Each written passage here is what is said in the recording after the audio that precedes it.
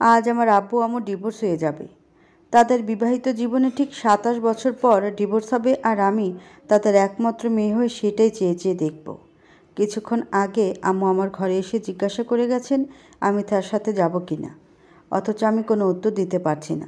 গতকাল রাতে আব্বু আমাকে জিজ্ঞাসা করেছিলেন, তোর মায়ের সাথে আমার তালাক হবার পর কার সাথে থাকবি, আমার সাথে নাকি তোর মায়ের পিছু পিছু হাঁটা ধরবি? আমার কোনো জবাব নেই। মাত্র 21 বছর বয়সে এসে জীবনের এই টানাপোড়েন আমাকে মারাত্মকভাবে শঙ্কায় ফেলে দেবার কথা, অথচ আমি চুপচাপ।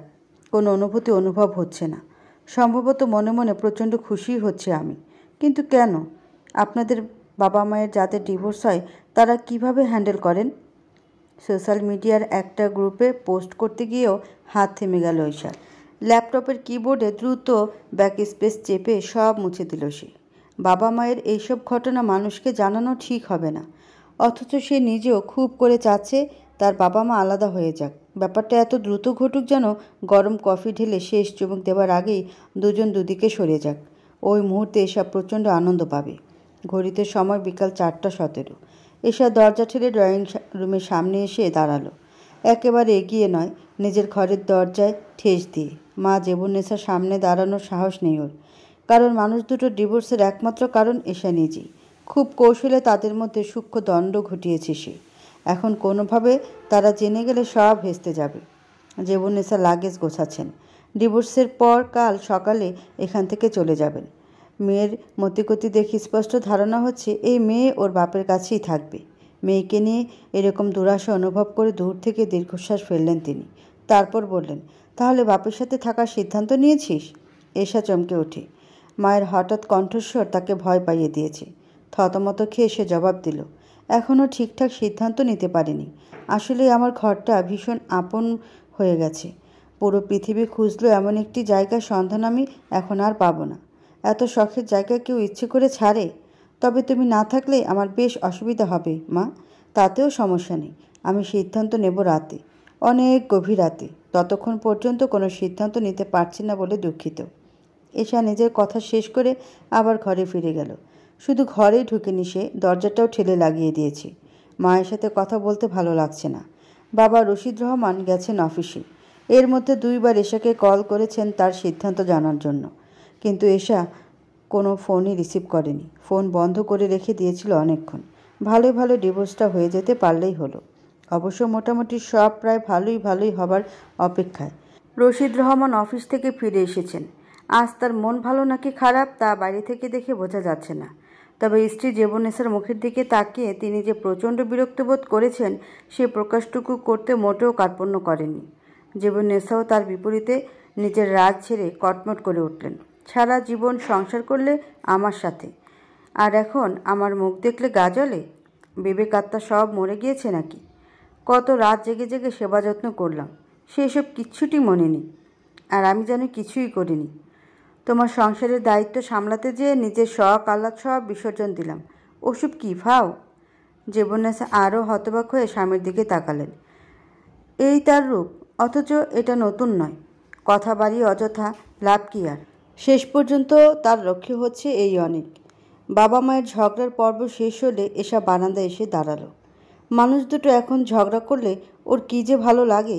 খুশিতে ক্লাসিক গানে একটানা 10 মিনিট নাচার অভ্যাস তার বহুদিনের। কাল সকালে আবার নিশ্চয়ই নাচব, মনে মনে ভাবল সে। এমন সময় মোবাইল ফোনে অপরিচিত একটি নাম্বার থেকে কল এলো এশার ফোনে। একেবারে অপরিচিত নয়, এর আগেও 2-1 দিন কল এসেছে ওই নাম্বার থেকে, কিন্তু সেভ করা হয়নি বলে এই মুহূর্তে মনে পড়ছে না। কল রিসিভ করে সে চুপ করে আছে। ওপাশ থেকে রাদিত বলল, এসব কি এশা? তোমার বাবা মায়ের ডিভোর্স হয়ে যাচ্ছে? এটা কি সত্যি? হ্যাঁ, সত্যি না হবার কি আছে? মানুষ সারা জীবন একজনের সাথে কাটানোর ইন্টারেস্ট নাও পেতে পারে, স্বাভাবিক। আমার আব্বু আম্মুর বেলায় তাই হচ্ছে। কিন্তু তাই বলে ডিভোর্স? একটা সম্পর্ক এভাবে ভেঙে যাচ্ছে আর তুমি কিছু করছো না? এশা, তুমি হয়তো বুঝতে পারছো না, তোমার বাবা মা আলাদা হয়ে গেলে আমাদের সম্পর্কটার উপর কী ভয়ানক ঝড় নামবে। আমার পরিবার থেকে তোমার এই ঝামেলাটাকে একটা বড় ইস্যু হিসেবে দেখবে, আমাদের এক হবার পথে বাধা হয়ে দাঁড়াবে। তুমি কি তাই চাও? না, চাই না। সেজন্য একটা কাজ করো, আজ থেকে আমাদের সমস্ত যোগাযোগ বন্ধ। তুমি আমাকে চাইবে না, আমিও তোমাকে চাই না।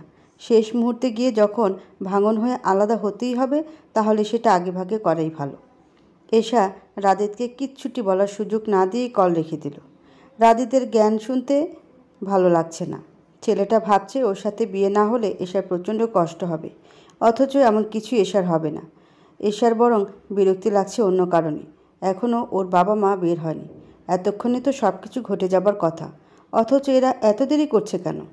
রাদিদের ফোন থেকে অনবরত কল আসছে। এশা ওর নাম্বারটা ব্লক করে আবার দরজা দিয়ে উকি দেবার চেষ্টা করলো। ওপাশের ঘরের ভেতর থেকে যতটা কথা শোনা যাচ্ছে তাতে এশার আফসোস বাড়ানো ছাড়া আর কিছুই ঘটল না। আজকে হবে না। উকিলের কী জানি সমস্যা হয়েছে। কাল সকালে উনি সমস্ত ব্যবস্থা করে দেবেন। তার মানে ততক্ষণ পর্যন্ত মা এই বাড়িতে থাকবেন, হয়তো বাবার ঘরেই থাকবেন। এটা হতে দেওয়া যায় না।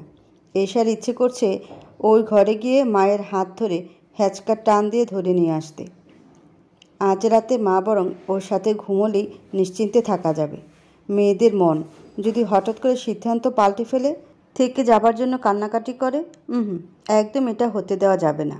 এশা ইচ্ছে করে জোর গলায় কাশির আওয়াজ শুরু করলো। এত জোরে সে কাশির বেগ বাড়াতে থাকে যেন সত্যি সত্যি ওর কাশি হচ্ছে। জীবনেশা সেই শব্দে ছুটে বাইরে বেরিয়ে গেলেন। এশার পিঠের উপর মৃদু হাতের পরশ বুলিয়ে বললেন, কি হয়েছে মা, কি হয়েছে বল আমাকে। কিন্তু এশা জবাব দিল না। নীরবে দরজা ছেড়ে ঘরের ভিতর ঢুকে বিছানার উপর গায়ে এলিয়ে শুয়ে পড়ল। মেয়ের মতিগতি কিছুই বুঝতে পারলেন না জীবনেশা।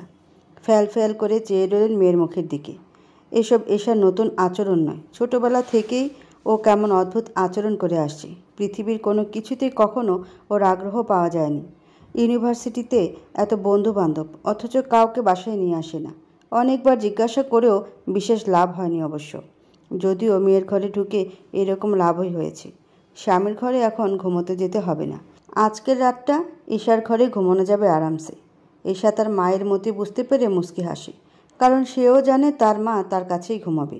হলোও তাই। রাতে খাওয়া দাওয়া শেষ করে ঈশা তার ঘরে ঢুকে দেখে তার মা বিছানা হাত পা মেলে বাচ্চাদের মতন ঘুমোচ্ছেন। কিন্তু ঈশার আর এখন ঘুমোতে ইচ্ছে করছে না। সে ফোনটা বের করে রাদিতের নাম্বার আনব্লক করে কল দিল। ওপাশ থেকে রাদিত কিছু বলার আগেই সে বলে উঠল, রাদিত, আমার বাসার নিচে আসো। তোমার সাথে আমি আজকে পালিয়ে যাব। না বললে না, যদি রাজি না থাকো। তবে ধরে নিও সম্পর্কের এখানেই শেষ। যা করার আধা ঘন্টার মধ্যে সিদ্ধান্ত নাও। ওপাশ থেকে রাদিত কী জানি বোঝানোর চেষ্টা করলো, কিন্তু এশা সেদিকে কর্ণপাত করছে না। রাদিতের কথাগুলো তাকে চরম বিরক্তির মাত্রায় পৌঁছে দিচ্ছে। এক পর্যায়ে সে ধমক দিয়ে বলল, থাক, তোমাকে আসতে হবে না, দরকার নেই। এশা ফোন রেখে দিল। জীবনেচ্ছা তখনও চোখ বন্ধ করে আছেন। তার মেয়ে ঘরে ঢুকতে লম্বা একটা হাই তুলে উঠে বসলেন তিনি।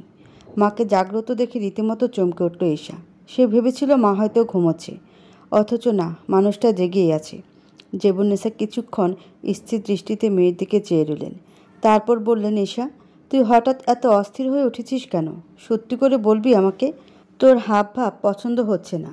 শোন, মায়েরা কখনো ভুল জানে না। তোর কিছু একটা হয়েছে, আমাকে সত্যি করে বল।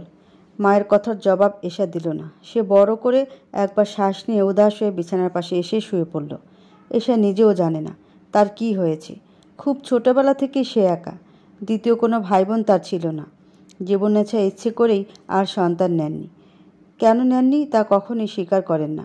তবে এশা আজকাল সেটা টের পায়, যদিও মাকে সে কস্মিন কালেও ভুলক্রমে জিজ্ঞাসা করেনি।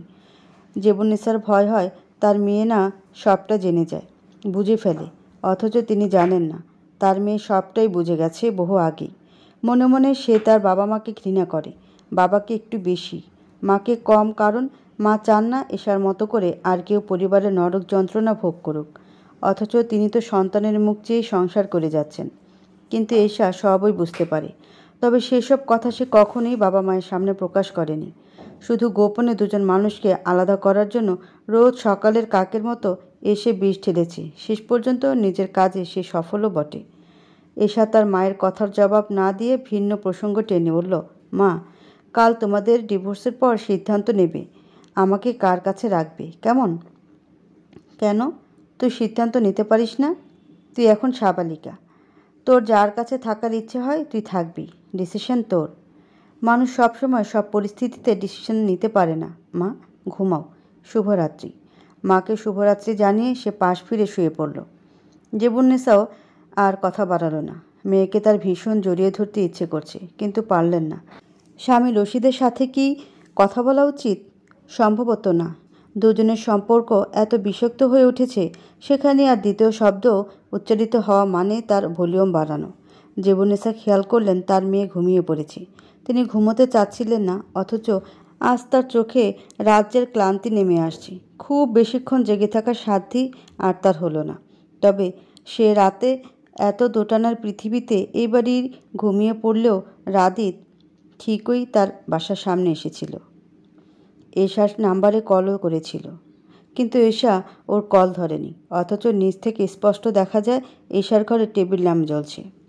পরদিন জেবুন্নেসা এবং রশিদ রহমান মোটা দাগের অক্ষরে ডিভোর্স পেপারে সাইন করে আলাদা হয়ে গেলেন। আলাদা হবার ফলে কে স্বস্তি পেল আর কে কষ্টে বুক ভাসালো তা কারোর মুখ দেখে অনুধাবন করা যাচ্ছে না। এশা তার বাবা মা দুজনকেই বলল, পৃথিবীতে আমি বোধহয় একমাত্র মেয়ে যে তার বাবা মাকে ডিভোর্স পেপারে সাইন করাতে নিয়ে এসেছে। এশার প্রশ্নের জবাব দিল না কেউ। সে জানত জবাব আসবে না। দুটো মানুষের দিকে নিষ্পলক কয়েক মুহূর্ত চেয়ে থেকে ঠোঁট বাঁকা করে মৃদু হাসল। তারপর বলল, আমি ক্যাম্পাসে যাচ্ছি। আমার ডিসিশন তোমরা দুপুরের পর নিও। এশা তার বাবা মায়ের দিকে করুণ দৃষ্টিতে একবার তাকালো। তার চাহনি দেখে মনে হচ্ছে এই মানুষ দুটিকে সে কখনই আলাদা দেখতে চায়নি। কিন্তু রশিদ রহমান কিংবা জেবুন্নেসা কি সেটা বুঝতে পারলেন? বোধহয় পারলেন না। তাদের বোঝাবুঝির অন্তরালে এশা দ্রুত হারিয়ে গেল। রাদিত ওর অপেক্ষাতেই দাঁড়িয়ে আছে। ঘড়িতে মেপে মেপে প্রায় 40 মিনিট এশা বলে দিয়েছে আজকে যেন সে ক্লাস না করে। কেন করবে না তা জানে না, এশা বলেছে তাই।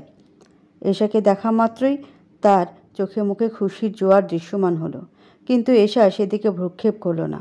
শক্ত গলায় বলল, রাদিত, স্টেশনের লাইনে হাঁটতে যাবি? রাদিত কথা বলল না। এশার মনের ভিতরকার সুপ্ত কথাগুলো তার জানা প্রয়োজন। সে চুপচাপ এশাকে অনুসরণ করে হাঁটা ধরে। হাঁটতে হাঁটতে রাদিত কয়েকবার এশার চোখের দিকে তাকানোর চেষ্টা করল।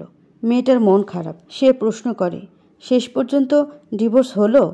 হ্যাঁ, ফাইনালি। খুশি না অখুশি? এশা মৃদু হাসল। রাদিত তাকে ভালোবাসে তা সে জানে, কিন্তু ভালোবাসায় তার বিশ্বাস জমে না। তবুও এই মুহূর্তে রাদিতের সাথেই দাঁড়িয়ে আছে, না হাঁটছে। এশা বলল, will you please hold my hand? Radit প্রথমবারের মতো ভয়ে ভয়ে এশার ডান হাতে নিজের হাতের মধ্যে আগলে নিল, ঠিক যেন 3 দিনের ছোট শালিক ছানার মতো পরম আদরে। এশার চোখ ভিজে আসে। এরপর সে হঠাৎ করে নিজের জীবনের গল্প বলতে শুরু করে রাদিতকে। এশার স্মৃতির পাতায় এখনও স্পষ্ট জ্বলজ্বল করে। ওর যখন 6.5 বছর বয়স, তখন বাবা একদিন রাত 11টায় বাড়ি ফিরলেন। তাই দেখে মা বেশ রেগে শুরুতে প্রকাশ না করলেও খাবার বেড়ে দেওয়ার সময় রীতিমতো চিৎকার দিয়ে উঠলেন। বাবা রশিদ রহমান রাতের খাবার খাবেন না, এমনকি তিনি যে খেতে পারবেন না সেটা ফোনেও জানাননি। অথচ জেবুন্নেসা জ্বর গায়ে শুধুমাত্র স্বামীর জন্য তোড়জোড় করে রান্না বসিয়েছিলেন। জেবুন্নেসার চিৎকারে রশিদ রহমানও বেশ খানিকটা রেগে গেলেন। দুইজনে সে রাগের মাত্রা গিয়ে থামল স্বামী কর্তৃক স্ত্রীর গায়ে হাত তোলা পর্যন্তে। জেবুন্নেসা ব্যথা পেলেন, চুপ হয়ে গেলেন, কিন্তু তার মধ্যে বিশেষ ভাবান্তর হলো না। খুব সম্ভবত স্বামীর এই আচরণে তিনি অভ্যস্ত ছিল না কেবল এশা। জন্মের পর বিগত বছরগুলোতে সে বাবা মায়ের গোপন ঝগড়া পর্যবেক্ষণ করেনি। যখন করেছে তখন সমস্ত মাত্রা রীতিমতো ফুলে ফেপে গুলশানের ধনীদের মতো বিস্তার বাড়িয়ে নিয়েছে। এশার সেই অভ্যস্ততা শুরু আর কোনোদিন থামল না। বাবা মায়ের একে অপরের ঝগড়া, বাবার দ্বারা মায়ের শরীরে দগদগে দাগ তার মনকে বিষিয়ে দিত রোজ। বুকের ভিতর মায়াগুলোর কবর হতো। বিপরীতে মায়ের পক্ষ থেকেও ভিন্ন এক আচরণ শুরু হলো। এক সময় এশার ইচ্ছে হয়েছে কোথাও পালিয়ে যাবে, কিন্তু যাবেটা কোথায়? রাদিতের সাথে অনিচ্ছা সত্ত্বেও সম্পর্কে জড়িয়ে গেছে। সে জানে রাদিত তাকে ভয়ঙ্কর রকম ভালোবাসে, কিন্তু সে ভালোবাসাকে ভরসা করতেও এশার বড্ড ভয় হয়। নিজের বুকের ভিতরকার ভয়গুলোকে সে দিনে রাতে সঞ্চয় করেছে বাবা মায়ের নামে। এই মানুষ দুটো একসাথে থাকার অধিকার রাখে না। শুধুমাত্র এশা কিংবা সংসারের দোহাই দিয়ে তারা টিকেছিল, এবং খুব সম্ভবত এইভাবে বাকি জীবনটা একে অন্যের প্রতি ঘৃণা বাড়িয়ে কাটিয়ে দিত। যদি এশা সুইসাইডও করে, তবু এরা ঠিক 10 দিন পর আবার নিজেদের রূপে ফিরে আসবে। এশা তাদেরকে সেই সম্পর্ক থেকে মুক্তি দিয়েছে। সেখানে সে ইচ্ছে করেই বাবা মায়ের মধ্যে বিভিন্ন বিষয় নিয়ে দ্বন্দ্ব বাঁধিয়ে এমন পর্যায়ে নিয়ে গেছে যেন দুজনেই আলাদা হতে বাধ্য হয়। আজ এশা সে কাজে সফল। দূরে থাকুক ওরা, তবু অন্তত নিজেদের মতো মানসিক শান্তিতে বাঁচুক। রেললাইনের পাশে রাধি থমকে দাঁড়ালো। বেলা 12টা পার হয়ে গেছে। এশা যে বিচ্ছিরি এক পারিবারিক পরিবেশে বেড়ে উঠেছে, তার যে বাজে রকম মানসিক অসুস্থতা তৈরি হয়েছে, মেয়েটা কি ভয়ঙ্কর মানসিক রোগী, সে খবর আজ পর্যন্ত কেউ টের পেল না। এশা, আমি মানছি দুজন ভুল পার্টনার সারা জীবন একসাথে সংসার করলেও সন্তানদের জন্য সুন্দর পরিবেশ দিতে পারে না। তোমার বাবা মাও পারেননি।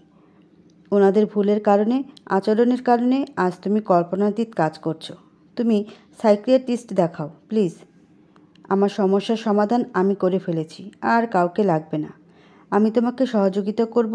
আমার কথা শোনো, তুমিও আমার বাবা রশিদ রহমানের মতো হয়ে যাবে একদিন। তারপর আমার সন্তানেরা আমার মতো চার দেয়ালে আটকা পড়ে বড় হবে।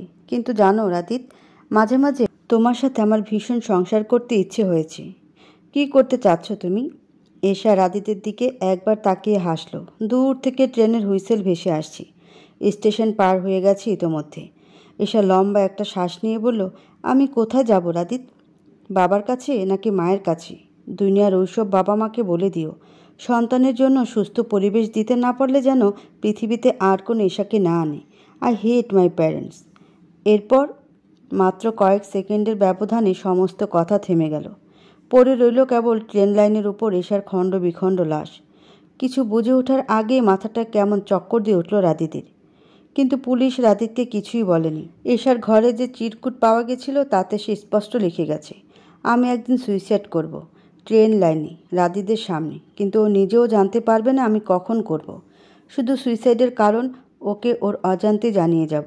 হুমায়ুন আহমেদ বলেছিলেন, পৃথিবীতে নাকি একটাও খারাপ বাবা নেই। হয়তো কথা সত্য। আমি খারাপ মাও দেখিনি, কিন্তু বাবা মায়ের খারাপ সম্পর্ক আছে। এর চেয়ে ভয়ঙ্কর সত্যিটা কেউ স্বীকার করে না কেন? আমি আমার বাবা মাকে ভীষণ ভালোবাসি, কিন্তু তার চেয়েও দ্বিগুণ ঘৃণা করি। তার চেয়ে 4 গুণ ঘৃণা করি নিজেকে। আমার জন্যই তো ওরা জোর করে টিকে আছে। রাদিত স্তব্ধ হয়ে এশার ঘরের সামনে কিছুক্ষণ দাঁড়িয়ে থেকে এশার বাবা মাকে বলল, এশা যে মানসিক ট্রমার মধ্যে বড় হতে হতে ভয়ঙ্কর পর্যায়ে চলে গেছিল, তার চিকিৎসা করা জরুরি ছিল নাকি আপনাদের দুজনের? জীবনেসা এবং রশিদ রহমান কেউ জবাব দিতে পারলেন না। শুধু বুকের ভেতরকার দীর্ঘশ্বাস ফেলে অনুভব করলেন, এশাকে আসলে তারাই মেরে ফেলেছেন।